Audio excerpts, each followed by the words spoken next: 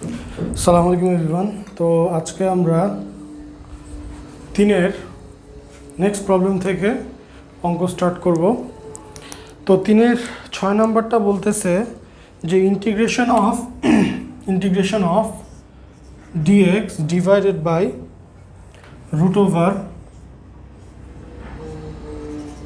Sign inverse of x into root over 1 minus x square. ঠিক আছে, তো এখানে আমরা কি করব বলেন তো? এই জায়গাটায় আমরা কোন অংশটা ধরবো? এই জায়গায় আমরা আশা করি বুঝতে পারছেন যে এই অংশটা আমরা ধরবো। তাহলে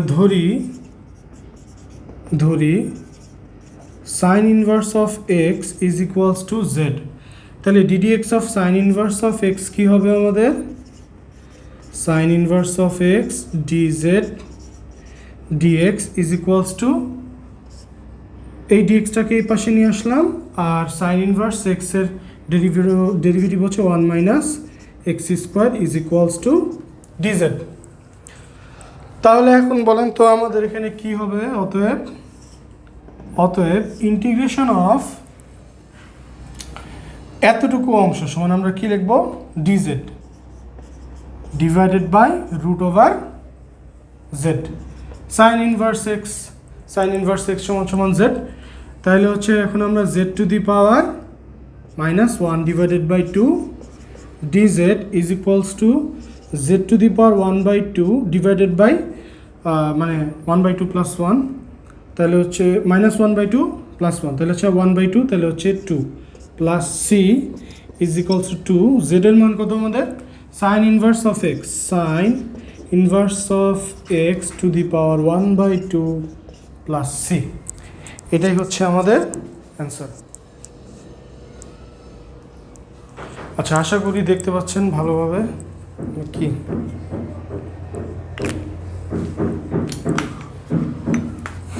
আচ্ছা, নেক্সট ম্যাথে যাই।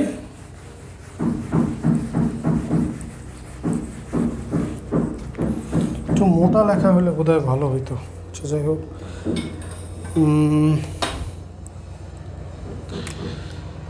নেক্সট ম্যাথ বলতেছে integration of sec inverse of x to the power 4 divided by x into root over x square minus 1।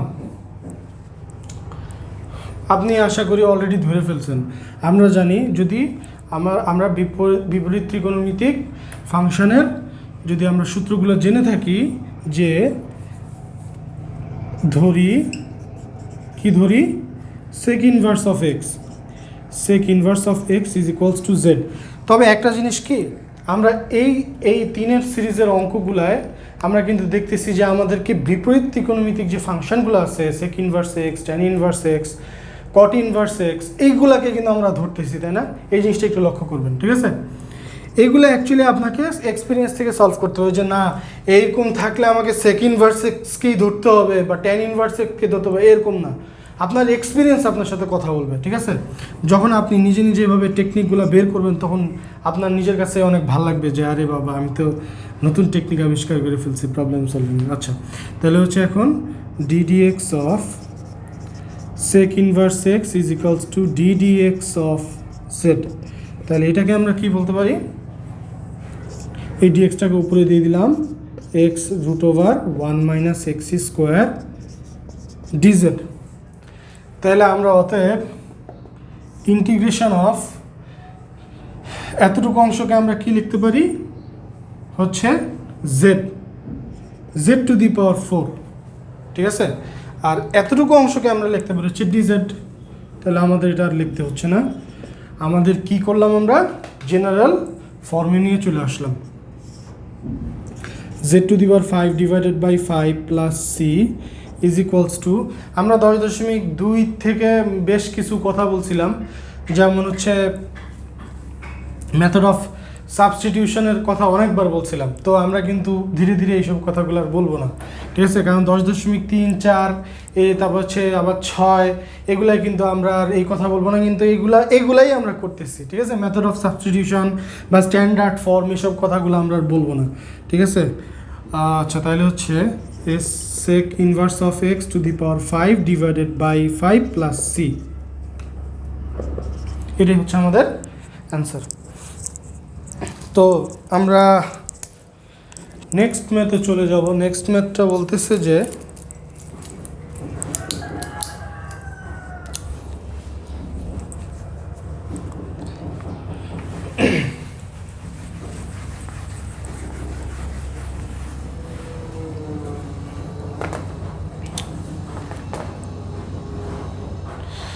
Integration of 3/8 নাম্বারটা বলতেছে যে integration of e to the power sine inverse of x divided by root over 1 minus x square d x. হ্যাঁ, এখানে আপনার মনে হতে পারে যে হাতির পিঠে ঘোড়া চড়েছে, ঠিক আছে, এর উপর আবার আর একটা পাওয়ার, ঠিক আছে, এরকম মনে হতে পারে। তো আমি কি করব দেখেন, এই জায়গাটায় আমি কি ধরবো, আবার হচ্ছে সাইন ইনভার্স এক্স। তাহলে sine inverse x is equals to Z, তাহলে হচ্ছে d d x of sine inverse x is equals to d z d x. তাহলে এখানে 1/√1 মাইনাস এক্স স্কোয়ার, এই ডিএক্সটাকে এই পাশে দিয়ে দিলাম, তাহলে আমাদের হয়ে গেল ডিজেড। তাহলে এখন অ্যাকচুয়ালি অতএব integration of e to the power Z, আর এতটুকু অংশকে আমরা হচ্ছে জাস্ট ডিজেড লিখে ফেললাম। Integration e to the power Z plus C, e to the power জেডকে আমরা লেখা যায় হচ্ছে sine inverse of x plus C. আমরা জানি যে ই টু দি পাওয়ার এক্স এমন একটা ফাংশন, যেই ফাংশনকে ধ্বংস করা যায় না, যে ফাংশনকে সৃষ্টিও করা যায় না। ধ্বংস করা যায় না বলতে বা কেটে কেটে ভেঙে ফেলা যায় না, মানে হচ্ছে DD x of e to the power X হচ্ছে ই টু দি পাওয়ার এক্স, মানে আমরা ফাংশনটাকে ভাঙতে পারলাম না বা ক্ষুদ্র করতে পারলাম না। আবার integration of e to the power x into with respect to D x is equal two E to the power x, ঠিক আছে? এই ফাংশনটাকে আমরা জোড়া লাগাইতেও পারলাম না, তার মানে হচ্ছে যা ছিল তাই আছে। ওকে, এবার আমরা চেষ্টা করব সবগুলা ম্যাথ সলভ করার। 10.3 শেষ করার পর আমরা ইনশাল্লাহ 10.4 যাব, তারপরে 5, 3 বেশ বড়, একটু লেন্দি, যার কারণে সলভ করতেও একটু অনেকগুলো অঙ্ক তো সলভ করতে সময় লাগতেছে। আচ্ছা, এবার আমরা নেক্সট ম্যাথ 3-9 নাম্বারটা বলতেছে যে integration of e to the power a tan inverse of x divided by 1 plus x square into dx. Okay, তো বোঝা যাচ্ছে এটা একটা কনস্ট্যান্ট, এ একটা কি এখানে কনস্ট্যান্ট, ঠিক আছে? মানে integration of e to the power a x এরকম আছে, ঠিক আছে? তাহলে এখন আমরা করব কি, tan inverse of x is equals to z consider করলাম। তাহলে এটাকে যদি আমরা ভাঙাই, তাহলে d x divided by 1 plus x square is equals to d z থাকে, তাই না? একটু শর্ট ফর্মে করে ফেললাম। তাহলে এখন আমাদের কি থাকে, integration of e to the power A into Z, ঠিক আছে? আর এতটুকু অংশ হচ্ছে ডিজেড ইজ ইকাল টু, আমরা জানি integration of a to the power X মানে হচ্ছে ইন্টিগ্রেশন অফ এ এক্স হবে হচ্ছে integration of e to the power X হচ্ছে 1/a e to the power a X plus C. তাহলে হচ্ছে 1 divided by a e to the power a Z plus C is equals to 1 divided by a e to the power এর মান কত আমাদের এখানে, এর মান না, এর জায়গায় থাকবে আর জেডের জায়গায় হবে tan inverse of x plus c. এটাই হচ্ছে আমাদের অ্যান্সার। আচ্ছা, আমরা নেক্সট ম্যাথে চলে যাই। নেক্সট ম্যাথটা 3-এর সিরিজ আমাদের এখানেই শেষ। এবার আমরা 4-এ চলে যাব। 4 চারের প্রথম ম্যাথটা বলতেছে যে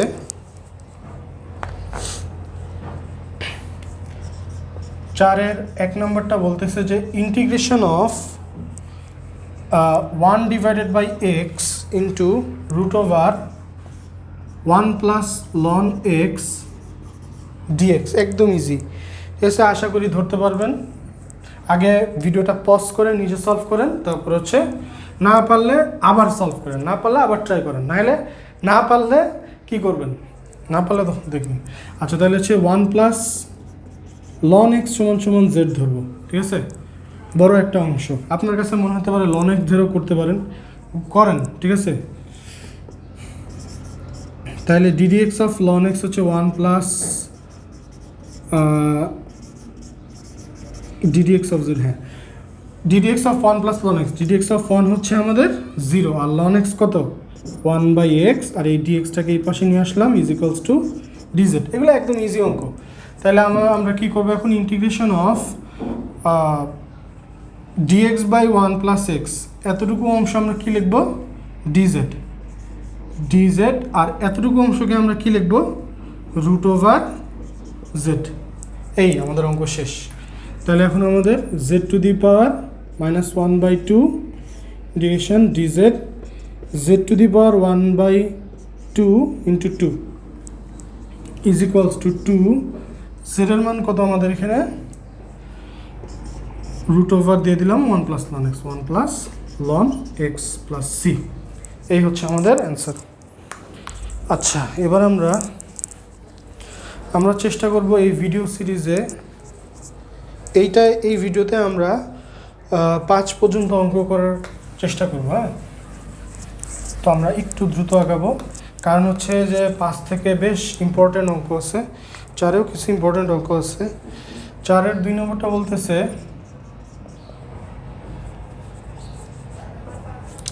integration of ln x divided by x d x. এটা কী করবো, d d x of ln x, d d x of ln x z ধরলে আমাদের অঙ্কটা হয়ে যাবে। আমরা 4-এর 2 নম্বরটা আগাচ্ছি না, 4-এর 3 নম্বরটা করি।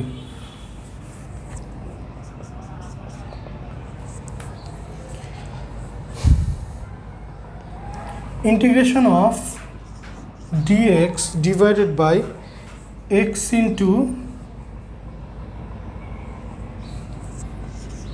1 প্লাস লন এক্স, এটা হচ্ছে হোল কিউব, সরি একটু দেখতে কষ্ট হচ্ছে, 1 plus ln x whole cube. তাহলে এখানে আমরা কী করবো, এই যে 1 plus ln x is equal to z, 1 plus ln x is equals to z ধরলাম।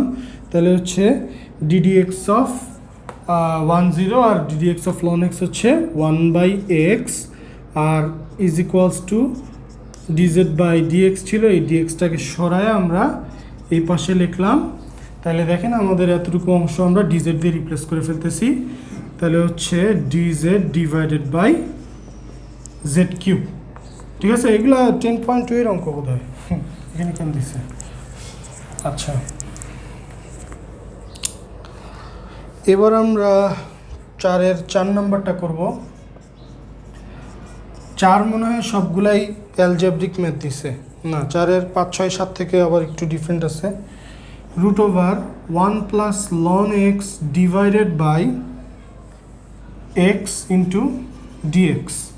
তো 1 প্লাস লন এক্সকে আমরা জেড ধরলে আমাদের অঙ্কটা শেষ হয়ে যাবে। হ্যাঁ, তাহলে হচ্ছে 1 plus ln x is equals to z যদি কনসিডার করি, তাহলে 1 by x d x is equals to DZ. তাহলে হচ্ছে রুট ওভার জেড, আর এটাকে আমরা হচ্ছে ডিজেড কনসিডার করলাম। একটু দ্রুত অঙ্ক করব আমরা, আমাদের সবগুলো অঙ্কই শেষ করতে হবে। Plus 1 divided by 1/2 plus 1। এখন আমরা যদি মানটা বসাই দিই হয়ে যাবে।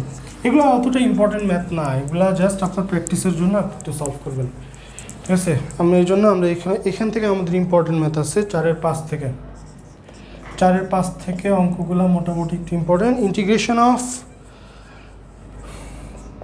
tan square of ln x divided by x into d x. আচ্ছা, এখানে আমরা আবার কি করব বলেন তো, এখানে আমাদের আবার ln x is equal to z ধরতে হবে, তাই না? একদম ইজি। তাহলে হচ্ছে 1/x আর হচ্ছে dx is equals to dz। তাহলে integration of tan square Z আর এতটুকু অংশ dx/zx হচ্ছে dz। তাহলে এখন tan স্কোয়ার এক্সের তো আমরা নেই, সূত্র নেই, tan x এর সূত্র আছে, যেটা আমরা এই 10.3-এর শুরু থেকে আমরা বলছিলাম, শুরুতে আমরা এক্সপ্লেন করছিলাম, ডেরিভেশনটা ছিল। তো ইন্টিগ্রেশন অফ tan x এর জন্য এটা এখন আবার কি আমাদের 10.1-এ চলে গেল। তাহলে এখন sec স্কোয়ার z-1 dz, তাই না? তাহলে integration of sec square z dz minus integration of dz। তাহলে আমাদের অ্যাকচুয়ালি অ্যান্সারটা থাকে হচ্ছে integration of sec square z কি, tan z minus z plus c। তাহলে এখন tan z এর মান কত, ln x মাইনাস z এর মান কত, ln x প্লাস c। আবার এই ভুল করতে যায় না যে ln x কমন নিব, খবরদার এই কাজ করা যাবে না, কারণ এই জিনিসটা কি, ফাংশনের প্যারামিটার হচ্ছে ln x, tan ফাংশনের ভিতরে হচ্ছে ln x, আর এটা হচ্ছে ln xটা বাইরে, খবরদার এই কাজ কখনো করবেন না। আচ্ছা, এবার আমরা নেক্সট ম্যাথে চলে যাব। নেক্সট ম্যাথটা মনে হচ্ছে একটু ইম্পর্টেন্ট, হ্যাঁ বেশ বড় একটা অঙ্ক, বাপরে বাপ মনে হচ্ছে। Integration of sec x dx divided by ln of sec x plus tan x।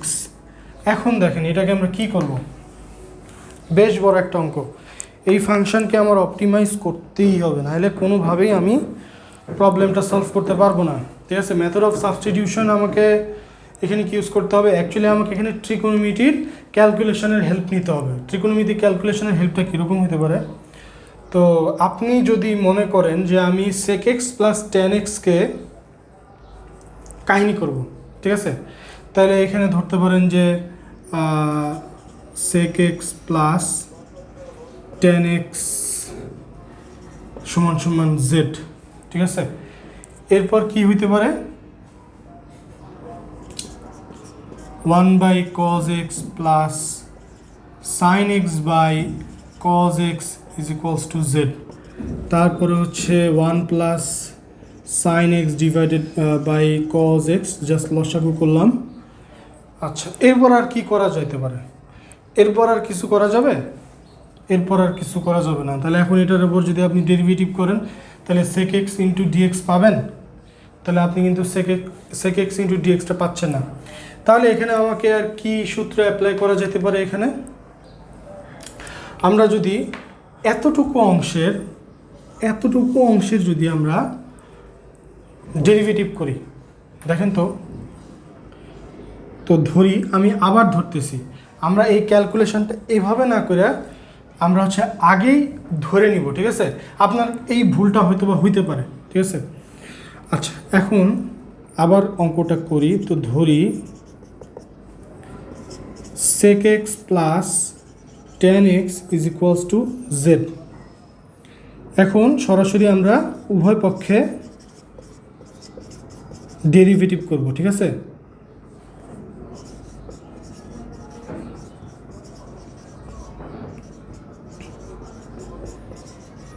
আচ্ছা, এবার ddx অফ sec x মানে কি, ddx অফ sec x হচ্ছে sec x into tan x plus ddx of tan x কি, sec square x is equals to dz by dx, তাই কি না? এখন যদি আমি sec x into tan x এখান থেকে যদি আমি কমন নিলে কি হবে, sec x কমন নিলে হচ্ছে tan x plus sec x এরকম কিছু একটা থাকে, তাই না? তাহলে তো আবার গ্যাঞ্জাম হয়ে যেতে পারে। তাহলে এখানে আমরা কি করব, sec x into tan x plus sec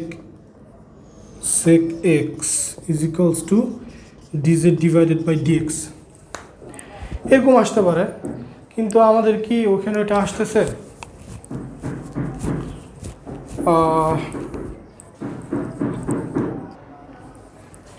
এখানে দুঃখিত, আমার এখানে ধরার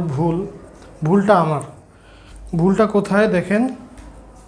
আমার মনে হয় এভাবে অঙ্কটা করলে হবে না, কারণ আমাকে এখানে অবশ্যই sec x ইন্টু dx দিয়ে রিপ্লেস করতে হবে, ঠিক আছে? তো এখানে আমার পুরো অংশটাই ধরতে হবে, আমাকে এভাবে ধরলেও হবে না, এভাবে আমার ভুল হচ্ছে, বা ম্যাথটা সলিউশন করতে গেলে অনেক কমপ্লেক্স হয়ে যাবে। তো আমরা কিন্তু দুইভাবেই ট্রাই করলাম, হ্যাঁ? তাহলে এবার ধরি, এবার হচ্ছে আমরা তৃতীয় পদক্ষেপ, হ্যাঁ? তো এবার ইনশাল্লাহ আশা করি হবে sec x plus tan x is equals to Z ধরে নিলাম। এবার আমাদের অঙ্কটা কি মনে হচ্ছে? ddx of ln sec x plus tan x is equals two ddx of z। এবার দেখেন, আমরা জানি ddx অফ ln x হচ্ছে 1/x, তাহলে এখন আমরা কি করব?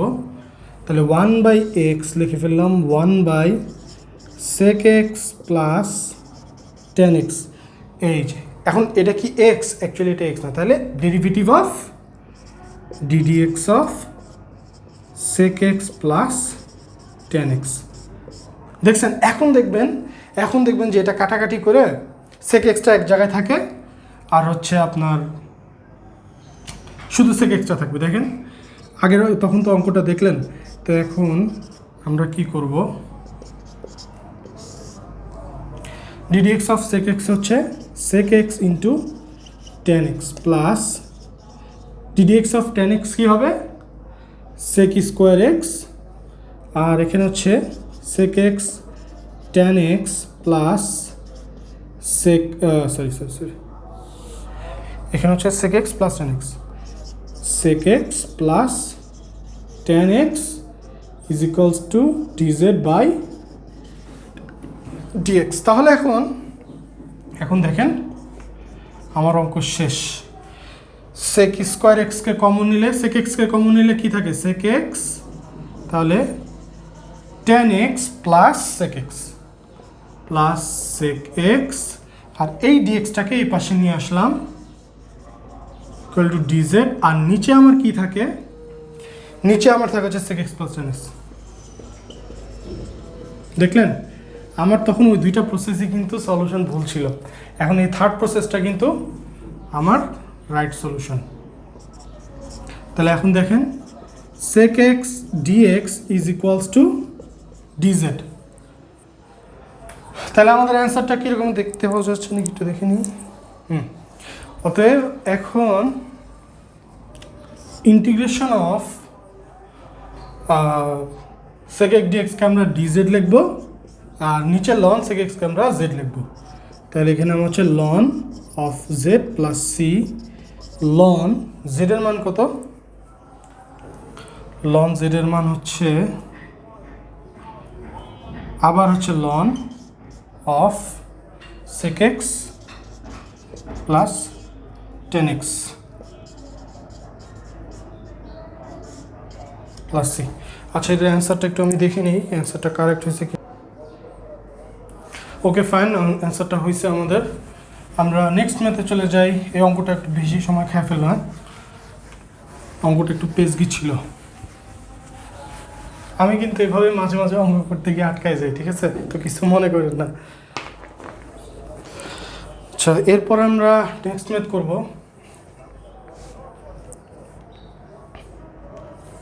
চারের সর্বশেষ অঙ্ক, 4-এর 7 নম্বরটা বলতেছে যে integration of dx divided by x into 1 plus ln x। একদম ইজি অঙ্ক, এটা তো আগেরগুলোর মতোই, 1 plus ln x is equals to z। আমার যদি ভিডিওর শুরু থেকে 10.1 থেকে যদি আপনি আমার সাথে থাকেন তাহলে ইনশাল্লাহ এটা আপনি মাস্ট পারবেন, ঠিক আছে। তাহলে 1/x dx is equals to dz, তাহলে হচ্ছে আমরা dz বাই কি z is equal two ln of z, এটাই অ্যান্সার। ওকে ফাইন, এবার আমরা নেক্সট ম্যাথে চলে যাব। 5 নাম্বার থেকে আমাদের মোটামুটি পরীক্ষায় অঙ্কগুলো আসে এবং 5 নম্বরের অঙ্কগুলো পোলাপান অনেক বেশি ভুল করে, ঠিক আছে। তো পোলাপান যেহেতু ভুল করতে না পারে এই জন্য 5 নম্বরের অঙ্কটা 5 নম্বর মনে নেক্সট সিরিজ থেকে করলে ভালো হয়। 25 মিনিট হয়ে গেছে অলমোস্ট। তো আজকে আমরা এই পর্যন্তই রাখবো। 5 আর 6 হচ্ছে আমরা পরবর্তী ভিডিওতে আপলোড করবো ইনশাল্লাহ। ওকে ফাইন, আশা করি ভালো থাকবেন।